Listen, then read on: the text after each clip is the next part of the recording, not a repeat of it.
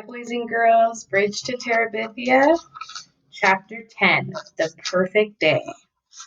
He heard his dad start the pickup. Even though there was no job to go to, he left every morning early to look.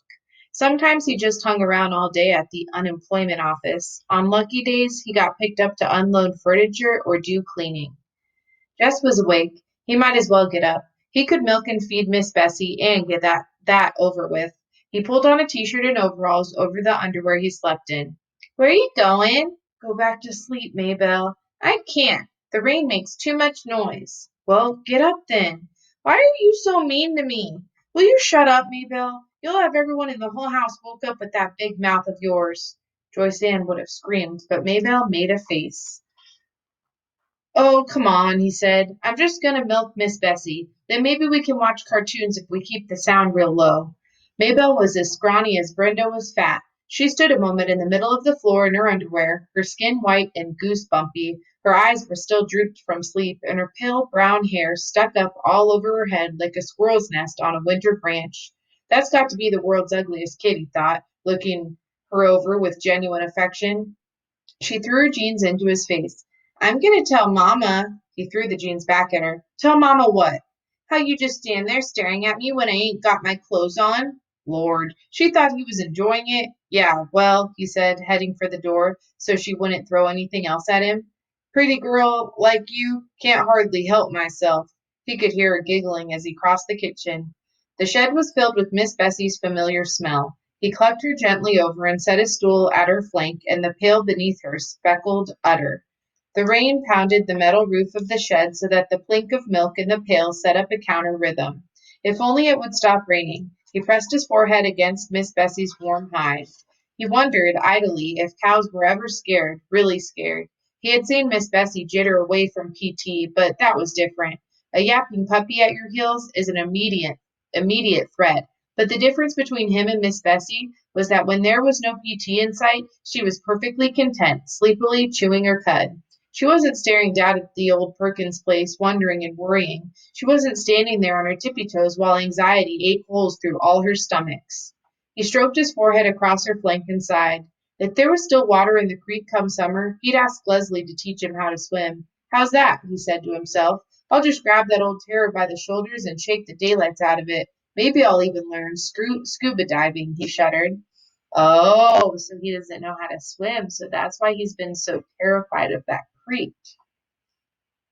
He may not have been born with guts, but he didn't have to die without them. Hey, maybe you could go down to the medical college and get a gut transplant. No, Doc, I got me a perfectly good heart. What I need is a gut transplant. How about it? He smiled. He'd have to tell Leslie about wanting a gut transplant. It was the kind of nonsense she appreciated. Of course, he broke the rhythm of the milking long enough to shove his hair out of his face. Of course, what I really need is a brain transplant. I know Leslie. I know she's not going to bite my head off or make fun of me if I say I don't want to go across again till the creek's down. All I got to do is say, Leslie, I don't want to go over there today. Just like that. Easy as pie. Leslie, I don't want to go over there today. How come? How come? Because I called you 3 times already. Maybelle was imitating Ellie's prissest manner. Called me for what? Some lady wants you on the telephone. I had to get dressed to come get you. He never got phone calls. Leslie had called him exactly once, and Brenda had gone into such a song and dance with her about Jess's getting a call from his sweetheart that Leslie had decided it was simpler to come to the house and get him when she wanted to talk. Sounds kind of like Miss Edmonds. It was Miss Edmonds? Jess? Her voice flowed through the receiver. Miserable weather, isn't it? Yes'm. He was scared to say more for fear she'd hear the shake. I was thinking of driving down to Washington. Maybe go to the Smithsonian or the National Gallery. How would you like to keep me company? He broke out in a cold sweat. Jess? He licked his lips and shoved his hair off his face. You still there, Jess? Yes'm. He tried to get a deep breath so he could keep talking. Would you like to go with me? Lord, yes'm. Do you need to get permission? She asked gently. Yes'm. He had somehow managed to twist himself up in the phone cord. Yes'm, just a minute. He untangled himself, put the phone down quietly, and tiptoed into his parents' room. His mother's back made a long hump under the cotton blanket. He shook her under very gently. Mama? He was almost whispering. He wanted to ask her without really waking her up. She was likely to say no if she woke up and thought about it. She jumped at the sound, but relaxed again, not fully awake. Teacher wants me to go to Washington to the Smithsonian. Washington? The syllables were blurred. Yeah, something for school. He stroked her upper arm. Be back before too late, okay? Don't worry. I done milking. She pulled the blanket to her ears and turned on her stomach. Jess crept back to the phone. It's okay, Miss Edmonds. I can go. Great. I'll pick you up in 20 minutes. Just tell me how to get to your house. As soon as he saw her car turn in, Jess raced out the kitchen door through the rain and met her halfway up the drive. His mother could find out the details from Maybelle after he was safely up the road. He was glad Maybelle was absorbed in the TV. He didn't want her waking Mama up before he got away. He was scared to look back, even after he was in the car and on the main road, for fear he'd see his mother screaming after him. It didn't occur to him until the car was past Millsburg that he might have asked Miss Edmonds if Leslie could have come too. When he thought about it, he couldn't suppress a secret pleasure being alone in this small, cozy car with Miss Edmonds. She drove intently, both hands gripping the top of the wheel, peering forward.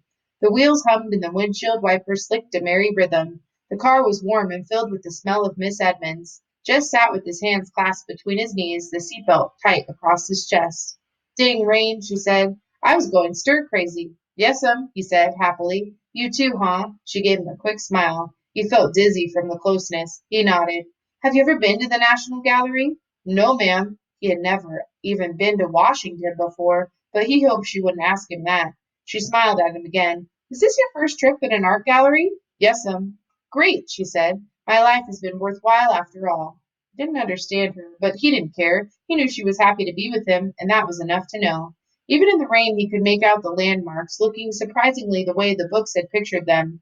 The Lee mansion high on the hill, the bridge, and twice around the circle, so he could get a good look at Abraham Lincoln looking out across the city, the White House and the monument, and at the other end, the Capitol. Leslie had seen all these places a million times. She had even gone to school with a girl whose father was a congressman. He thought he might tell Miss Edmonds later that Leslie was a personal friend of a real congressman. Miss Edmonds had always liked Leslie. Entering the gallery was like stepping inside the pine grove, the huge vaulted marble, the cool splash of the fountain, and the green growing all around. Two little children had pulled away from their mothers and were running about, screaming to each other. It was all Jess could do not to grab them and tell them how to behave in so obviously a sacred place. And then the pictures, room after room, floor after floor. He was drunk with color and form and hugeness, and with the voice and perfume of Miss Edmonds always beside him. She would bend her head down close to his face to give some explanation or ask him a question, her black hair falling across her shoulders. Men would stare at her instead of the pictures, and Jess felt they must be jealous of him for being with her. They ate a late lunch in the cafeteria. When she mentioned lunch, he realized with horror that he would need money, and he didn't know how to tell her that he hadn't brought any, didn't have any to bring for that matter. But before he had time to figure anything out, she said, now, I'm not going to have any argument about who's paying. I'm a liberated woman, Jess Aarons. When I invite a man out, I pay. Tried to think of some way to protest without ending up with the bill, but couldn't, and found himself getting a $3 meal, which was far more than he had meant to have her spend on him. Tomorrow he would check out with Leslie how he should have handled things. After lunch, they trotted through the drizzle to the Smithsonian to see the dinosaurs and the Indians. There they came upon a display case holding a miniature scene of Indians disguised in buffalo skins, scaring a herd of buffalo into stampeding over a cliff to their death, with more Indians waiting below to butcher and skin them. It was a three-dimensional nightmare version of some of his own drawings. He felt a frightening sense of kinship with it. Fascinating, isn't it? Miss Edmonds said, her hair brushing his cheek as she leaned over to look at it.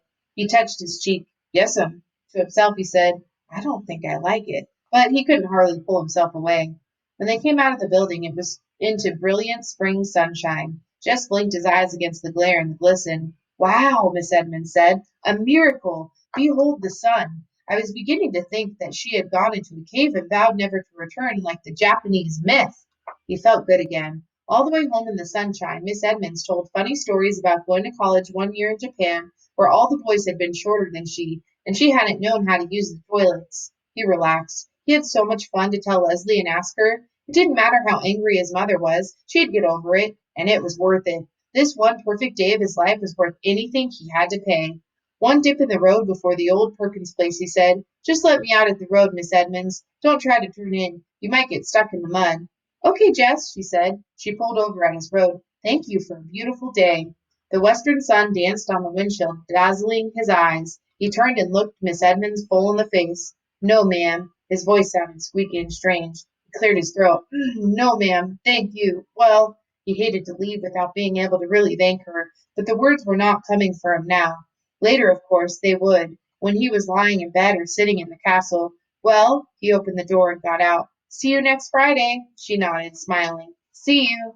He watched the car go out of sight and then turned and ran with all his might to the house, the joy jiggling inside of him so hard that he wouldn't have been surprised if his feet had just taken off from the ground the way they sometimes did in dreams and floated him right over the roof. He was all the way in the kitchen before he realized that something was wrong. His dad's pickup had been outside the door, but he hadn't taken it in until he came into the room and found them all sitting there, his parents and the little girls at the kitchen table, and Ellie and Brenda on the couch, not eating. There was no food on the table, not watching TV. It wasn't even turned on. He stood unmoving for a second while they stared at him. Suddenly his mother let out a great shuddering sob. Oh my God! Oh my God! She said it over and over, her head down on her arms. His father moved to put his arm around her awkwardly, but he didn't take his eyes off Jess. I told you he'd just gone off somewhere, Maybelle said, quietly and stubbornly, as though she had repeated it often and no one had believed her. He squinted his eyes as though trying to peer down a dark drain pipe. He didn't even know what question to ask them. What? He tried to begin. Brenda's pouting voice broke in. Your girlfriend's dead, and Mama thought you was dead too. I hate to end on that note. I love you guys. So sad. That makes me really sad. Love you. We'll read the next chapter tomorrow. Bye.